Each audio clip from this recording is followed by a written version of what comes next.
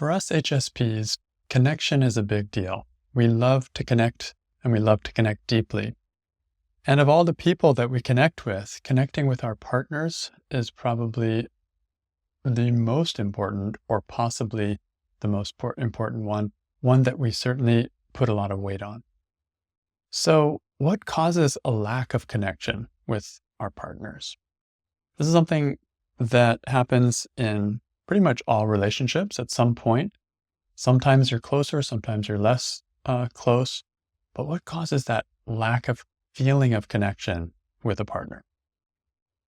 Usually where we start is by blaming the lack of connection on the other person, on maybe their anger issues or their control issues, or maybe they have some impatience, or they have different interests and they're not overlapping anymore.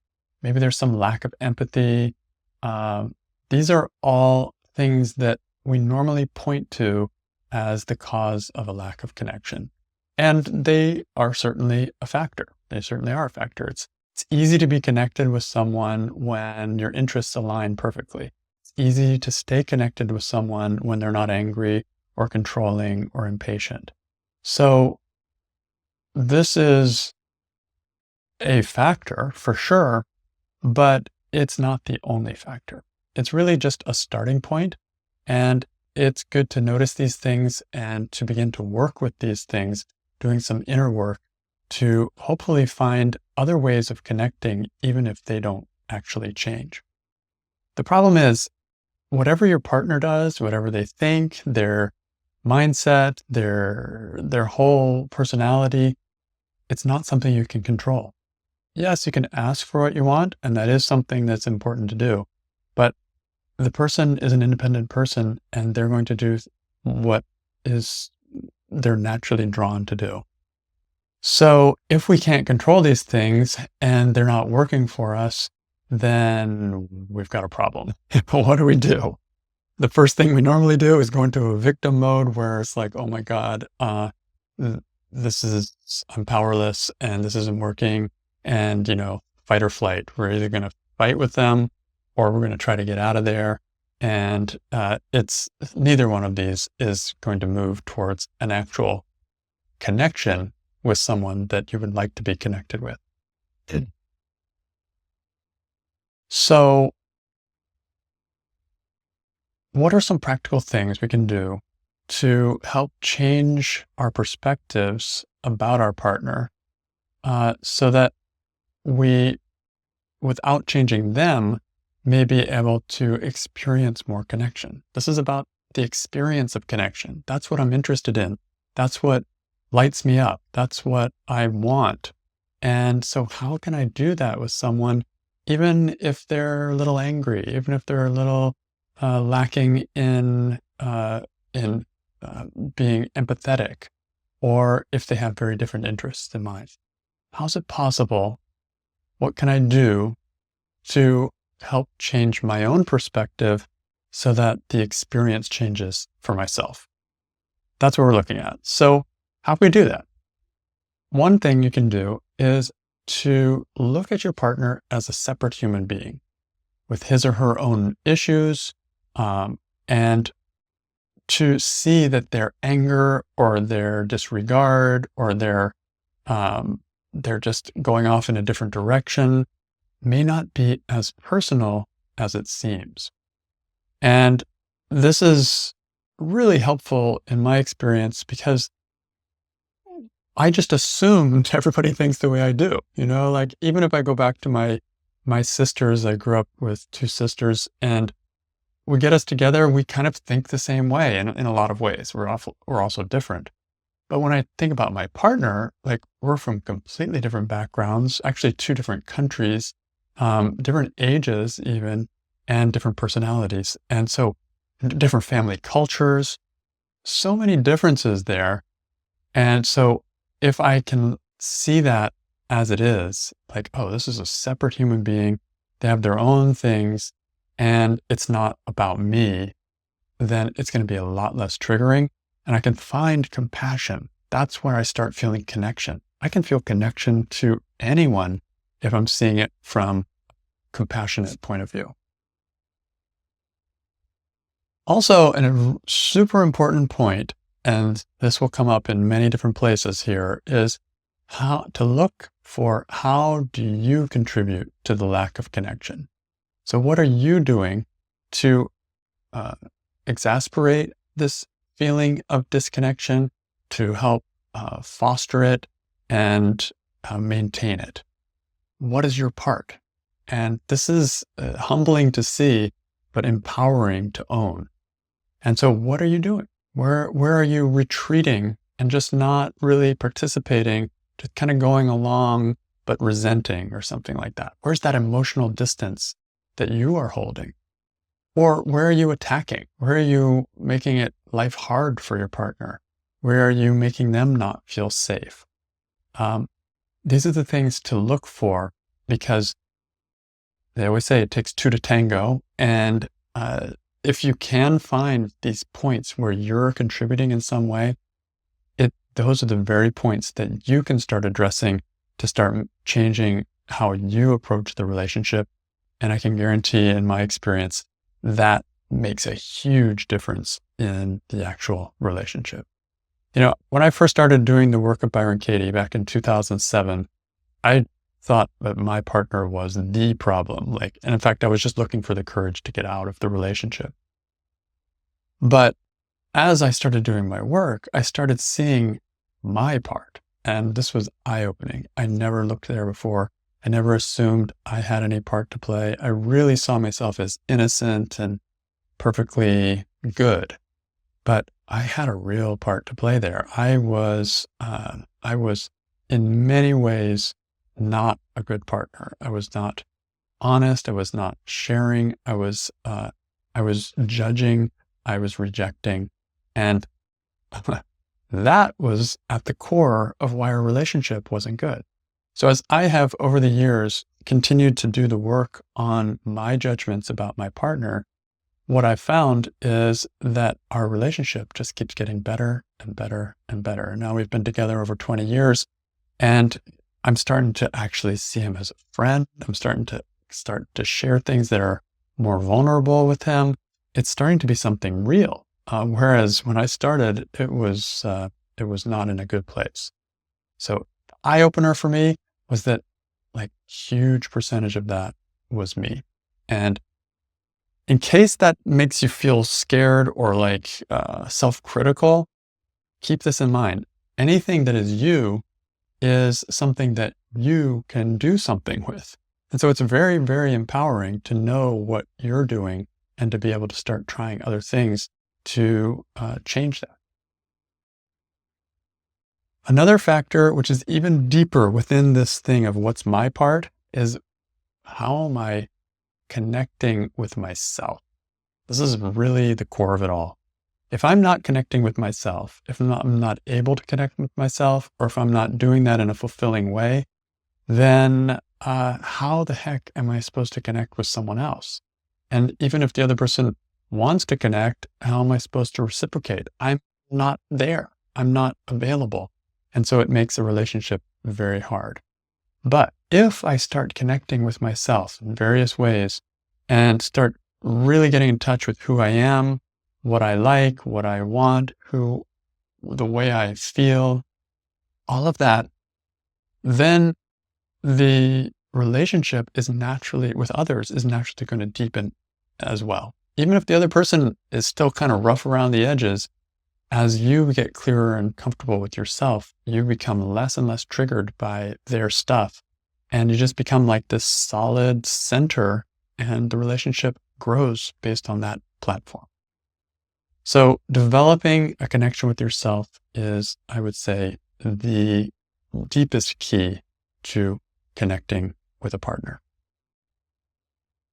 Also, accepting your partner is a big one.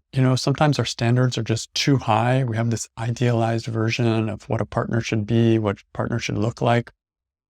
We've watched too many movies, read too many books, and we've focused too much on the seduction phase or honeymoon phase of a relationship.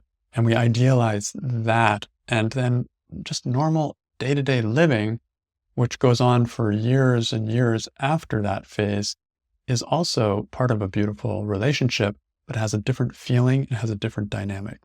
So accepting your partner as they are and accepting your relationship as it is can go a long way to feeling connection. Suddenly, I don't have to do something amazing. We don't have to have some high or some amazing experience to feel connected, to feel loved, to feel safe, and to feel like we're evolving together. So some practical ways to do this that will help you in getting in touch with yourself, developing a deeper relationship with yourself, as well as with your partner.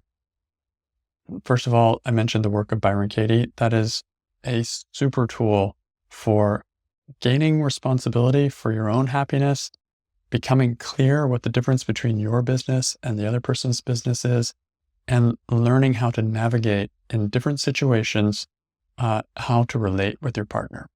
And the cool thing about the work is it starts with stressful moments. So you start with where the connection failed, and then you work backwards and find how that could be seen from a different point of view and what options were there that you didn't see at the first, in the first situation. Another thing that I find super helpful is meditation. As I mentioned, I do transcendental meditation. I've been doing it since I was young. And this releases the deep stresses inside. And it gives this sense of self, a sense of peace, a sense of being that becomes really strong inside.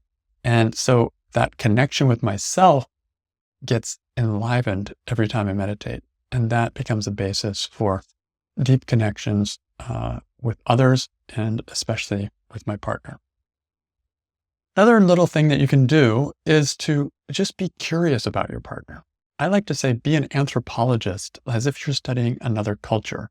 In some cases, it may be another culture, certainly another family culture, maybe another actual culture, but be curious and find out what they're thinking. Think about what it's like to be them. Ask them.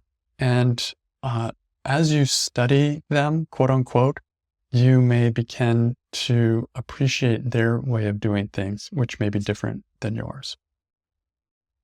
One thing that I've started doing that I really enjoy is writing a gratitude journal about my partner. And you can do this about anyone, but partner is such an important person in life. And so a gratitude journal means, like, what are you grateful for about them today or in general? What are the things you like about them? It's like an appreciation journal in a way.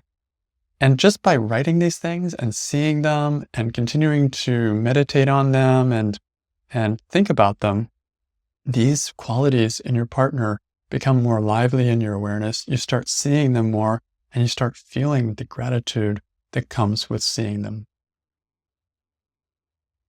Okay, so what are some practical things you can do to create the kind of relationship you would like the actual relationship itself? One of the things that I find helpful is to ask about the other person's experience. If I don't ask, I just assume, and my assumptions are based on how I see the world, and that may not be how they're seeing it at all. So asking and then really listening and trying to understand. You may have to stretch your brain to understand how their mind works, because we're all very different. And this can foster a kind of bridging between different people, different opposite experiences, different cultures that can be very fulfilling. And the feeling is a feeling of connection. On the other side of that, sharing your experience without needing them to change in any way is super helpful. So sharing when you're upset, even. Those are the times when I tend to hide my feelings. But sharing your experience as it actually is in real time, but without blame. Like, this is how I feel. This is what's going on inside. Reminds me of something from when I was young. All that kind of thing can be super helpful in connecting with the partner. They get to see inside your world a little bit, and that can be amazing. And I balance that with just doing my own work. Like, I do the work of Byron Katie, so I get triggered I may not always talk about it directly with my partner. I may just go and do my work quietly on my own. And then the change in behavior comes out of that. But sometimes it's nice to actually share what you're thinking and feeling, even when it's raw. And I think as relationships grow in trust, the ability to share those experiences grows as well. And so it's something you can play with depending on what feels comfortable for you.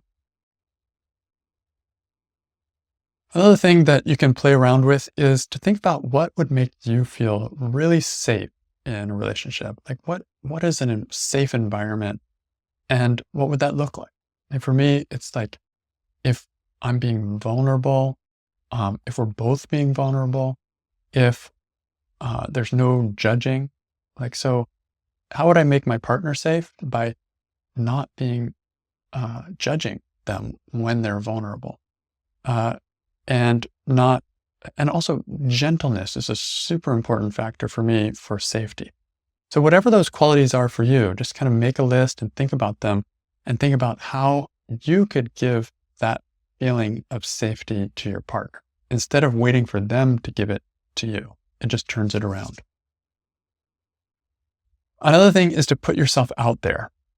Make a list of activities you'd like to do together and use it for planning with your partner. These are things that you want to do. I know for me, I tend to go along with the flow and I can just do anything. But the more I give what I actually want to do into the input, the more I share what I actually am thinking, the more I can start engaging my heart. And these activities will be even more fun because I put something of myself into it. Another thing that helps is to kind of play with the idea of where am I using labeling like too much? Like where I've got negative labels of my partner and I've boxed them into something, like this person is, abusive or narcissistic. Where am I exaggerating? There are times when people are actually, it's not a healthy relationship.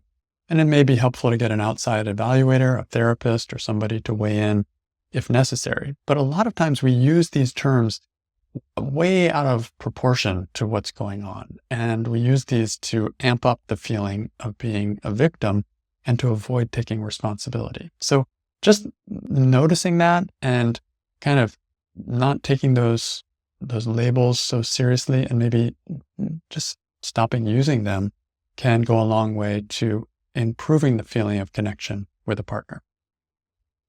Another thing is to look at the incremental improvements in the relationship. I look at my progress over the last maybe 15 years and I'm just going, wow, this is really cool. We have a good relationship. It has grown and it continues to grow. And to be satisfied with that rather than this idea of a perfect relationship, which who knows what that really means anyway. And then one last thought, try compromising your values every once in a while. Compromise a little bit, give a little bit. I know when I really am passionate about something, that's the hardest thing for me to do. But if I can see it from the other person's perspective, my partner's perspective, and let them win sometimes, or find out a way that we can both win sometimes, that can go a long way to the feeling of connection growing between us.